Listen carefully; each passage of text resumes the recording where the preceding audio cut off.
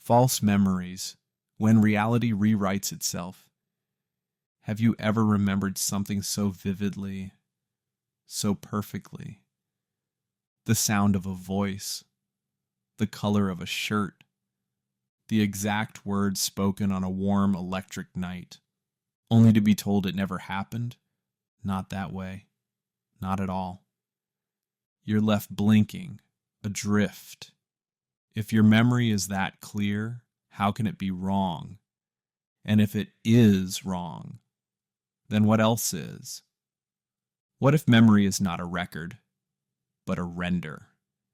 Not a photograph in a drawer, but a line of code in a system still running. And sometimes, whether by glitch or design, that code gets overwritten. We call them false memories. But what if they're not false? What if they're revised? The human brain is astonishing, but like all systems, it's vulnerable to corruption, intentional or not.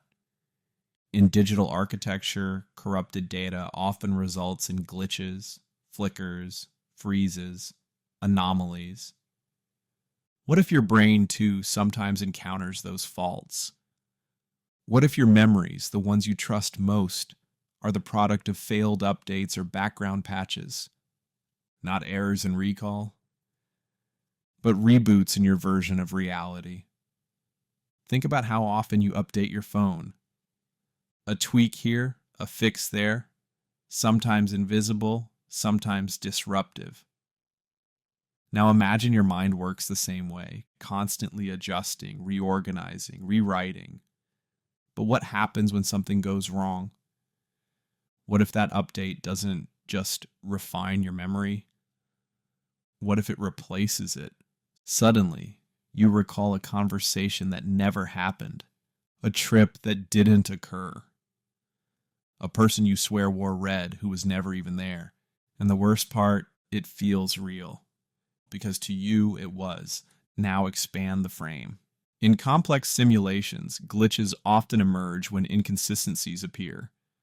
When the program hits a contradiction it can't resolve.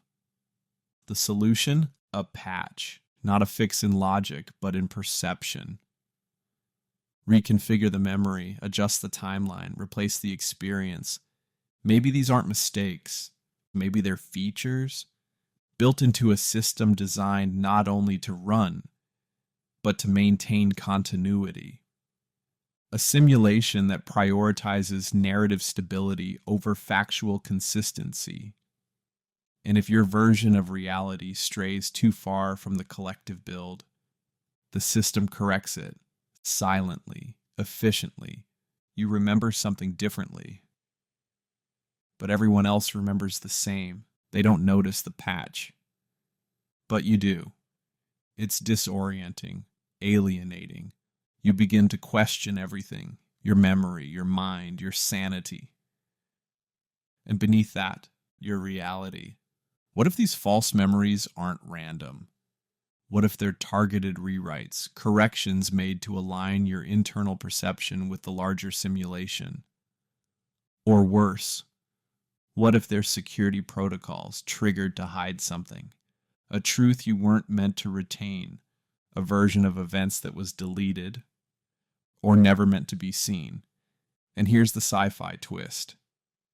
What if some of these corruptions are not glitches at all, but encoded messages, traces left behind by previous iterations of yourself, or other versions of the simulation, fragments that didn't delete cleanly, echoes from timelines collapsed, ghost data from memories that belong to someone or something else? It's not just that memories fade. It's that the system rewrites them as it evolves, sometimes to protect you, sometimes to update your character, sometimes to keep the game running smoothly. But what happens when too many patches pile up? When your memories no longer match the collective log, you start to desync, not from others, but from the narrative itself.